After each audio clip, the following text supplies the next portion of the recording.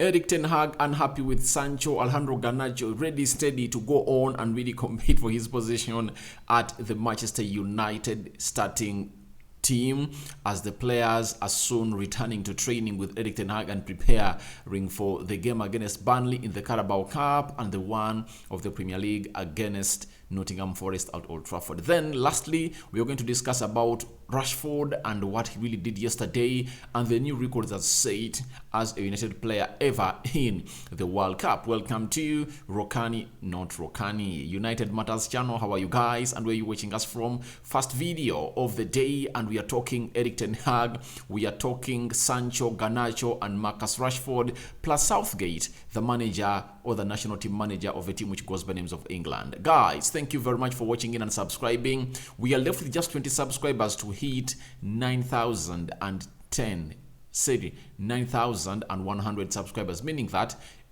we are left with just 20 subscribers to hit 100 subscribers, so it that we are left with 900 subscribers to hit 10,000 subscribers. And that is why I'm here urging you guys to subscribe to this channel. And without further ado, allow me let you know about this. Now, Alejandro Garnacho has been training in Madrid under the orders of a physical trainer, waiting for the start of United's winter preseason. Now, if you don't know Alejandro Garnacho, he is a lad that United bought from Atletico Madrid in 2020. That was during COVID pandemic period. He came in at Manchester United and obviously came in at the age of 16. As we speak, he has spent 2 years at Manchester United. Alejandro Garnacho is now 18 years of age. And when he hit 18 years of age, United really have a lot of hopes in him. He went ahead to score a goal against Real Sociedad away.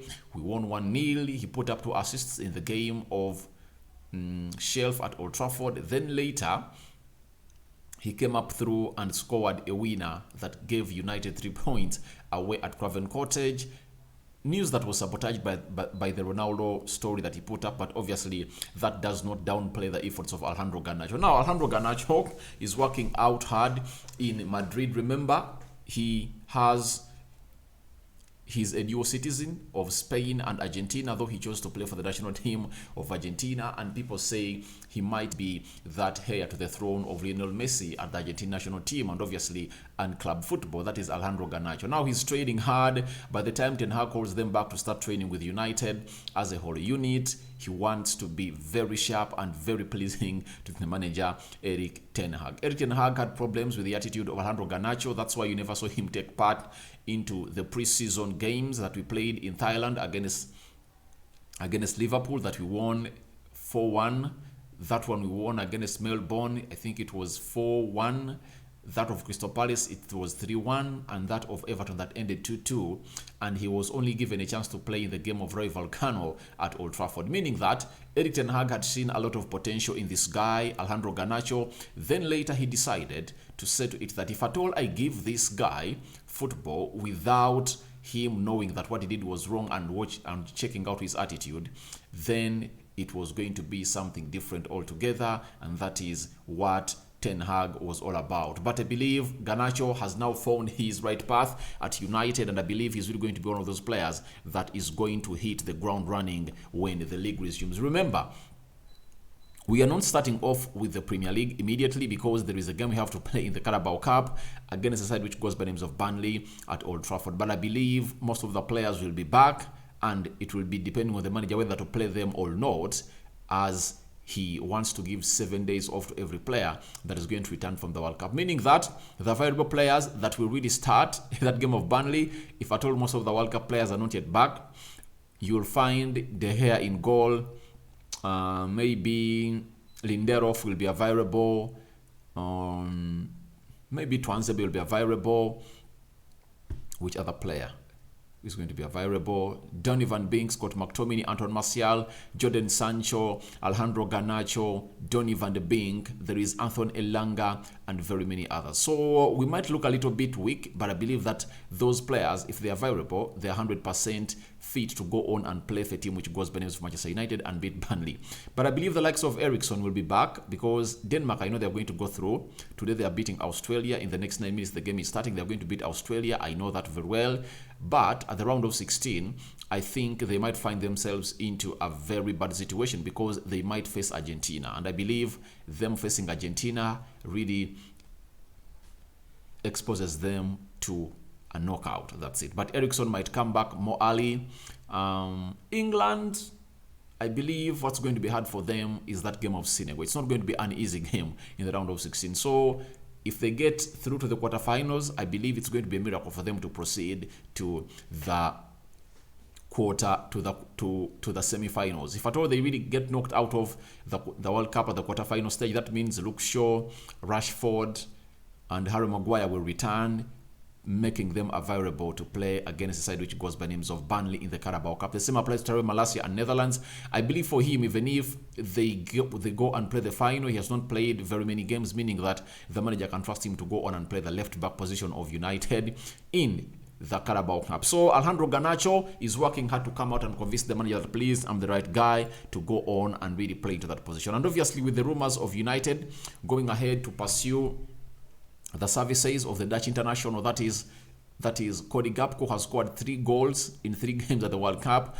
Obviously, he is here to see to it that he really makes it to where he wants to be. And Garnacho is also having lots of things to really prove to his manager, and I believe he is really having a very great time, and I believe he's going to go out and work his ass off to see to it that he continues to prove Erik ten Hag that I'm the real guy, because he has already proved Erik ten Hag, and Ten Hag really likes the player. So let's wait and see what is going to happen when he returns. Now, Alejandro Garnacho is the player that is playing that position where Sancho started off the season playing very well on the left attacking side of the midfield, and Sancho was sent by Erik ten Hag to Netherlands to eat at the trains with those players. He sent him to some specialists in Netherlands to teach him on how to improve on his game, and Sancho was training in Netherlands under the orders of Erik ten Hag. But the story coming in is now confirming to us the reason as to why Ten Hag sent Jadon Sancho there, and the reason was that Ten Hag has let Sancho know that he was not satisfied with his performances and asked him for more commitment. Obviously, when you hear something commitment, it shows you that Sancho doesn't run enough on the field of play.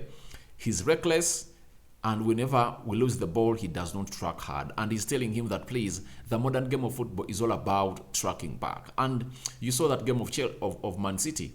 We conceded those goals in the first half because of Anthony and Sancho not tracking back, and we were outnumbered by the attack force of Man City. That's why you saw us in the second half when Sancho was taken off and Anthony was told to track back and was tracking back. United went back into shape to see to it that they are causing what we call fear and tormentation to a team which goes by the name of Man City, to an extent that we scored 3 goals in the second half. So Erik ten Hag is telling Sancho, if at all you want to get on and really be a player at Manchester United under me, you have to be running enough, because committing himself when he's having the ball is also not enough. His jinking feet is dying off. He does not take off players. There is nothing that you can go out and credit Sancho that he's been doing this season. I think he had close to some 3-4 good games, and then he fell off totally, to an extent that in the game of Chelsea they took him off the pitch in the 58th minute because he never looked committed. Every time he got the ball into the area of the opponent, he looked like he had no ideas. He was not looking a threat. You know, I know Sancho is electrifying, he's talented, he's good, but what is eating up Sancho? I think this is what Ten Hag is trying to go on and really tell Sancho that, please, there is something eating up you, and you should go on and really do the needful. And I think the best example that is having is that of Marcus Rashford. I think Ten Hag will have to let him know that, look at Rashford. Rashford, by the time he was at Manchester United, he had a very bad season. He has turned down the season. You can also turn around your season. And I believe that is the best advice that Ten Hag can give a player who goes by the names of Jadon Sancho. Because to me, if you tell me of talent, Sancho is talented. Sancho is talented. And now he's having a problem that they're bringing in Cody Gakpo at Manchester United. He also plays well at the left attacking side of the midfield. That means he has to put in times 10. He has to put in an extra gear to see to it that he remains in good books of Erik ten Hag, because he hasn't played football ever since we signed him at Manchester United. So I believe Ten Hag is the right manager to go on and really get Sancho to where he's supposed to be. But Sancho needs first help himself, because the likes of Alejandro Garnacho have shown us that they're really raising to the occasion game in, game out. So Sancho is really making Ten Hag to be unhappy with him, and he's not satisfied with his commitment, both in the offensive and the defensive side. In the offensive, that is where we expect Sancho to be a threat, but he doesn't look like that Sancho that was at Borussia Dortmund. He doesn't take on players. He doesn't defend. So I believe there is something that is lacking in his game that he needs to go on and improve and work on about. And I believe with Ten Hag alongside him, that is going to be possible, and Sancho is really going to come out and really get back to his form. From where he recommended him to go in Holland, I believe by the time that he returns to train with Manchester United, everything will be going on very, very well for Jadon Sancho. But the fact is, Ten Hag is not happy with Sancho's commitment, both in the offensive and the defensive. That's it. Now, Marcus Rashford yesterday scored 2 goals, a free kick, and the one that really went off the right and went in for the near post, and obviously went through the goals of the goalkeeper to make it 3-0 for a team which goes by names of England to beat Wales into the round of 16, and they're going to play a team which goes by names of Senegal on the round of 16. I think on the weekend, that's when the round of 16 is kick-starting off. But Opta Stats has something to say about what Marcus Rashford put up yesterday on the field of play. That Marcus Rashford is the first Manchester United player to score 3 goals at a major tournament for England since Bobby Charlton at the 1966 World Cup. So you've heard it very well. A United player for England who last scored 3 goals at the major tournament was Sir Bobby Charlton at 1966 World Cup, and now comes Marcus Rashford to do it in this tournament.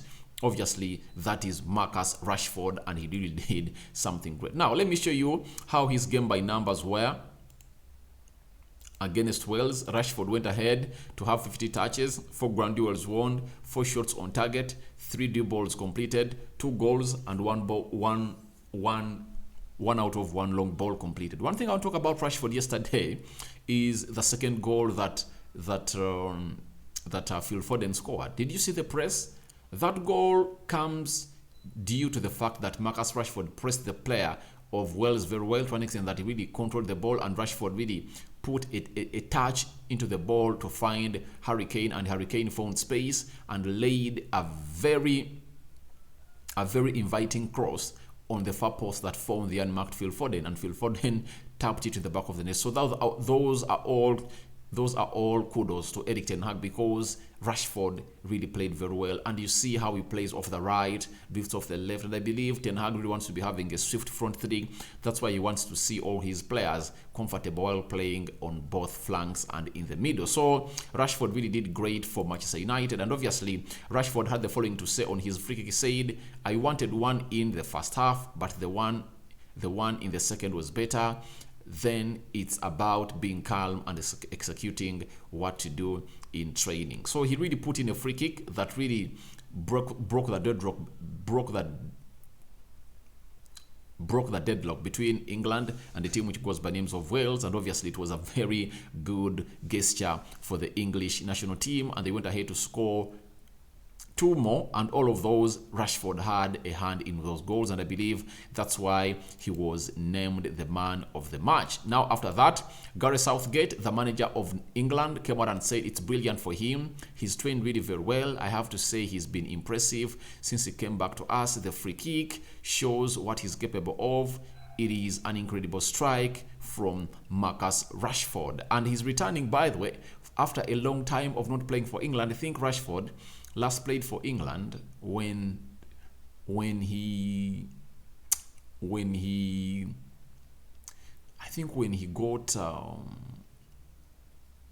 last played for England when he put that penalty, when he missed that penalty in the Euros, because after the Euros, he underwent a surgery, and when he underwent a surgery, Rashford never went back to the Rashford we knew, and obviously he missed out onto the 2 games that they played in the UEFA Nations League because he was injured, but finally he's back and fully fit and is happy, and he has 3 goals in his hands in the World Cup, and the manager is really so much impressed about Marcus Rashford. Then Gareth Southgate continued to say that at times I found both Rashford and Foden to be quiet in the first half, so we swapped. They reacted well to the change of sides. Both scored goals. It was great, and that was what Southgate really had to say. And now Marcus Rashford went ahead to say something about his celebration. He said, I lost one of my friends a couple of days ago. He had quite a long battle with cancer.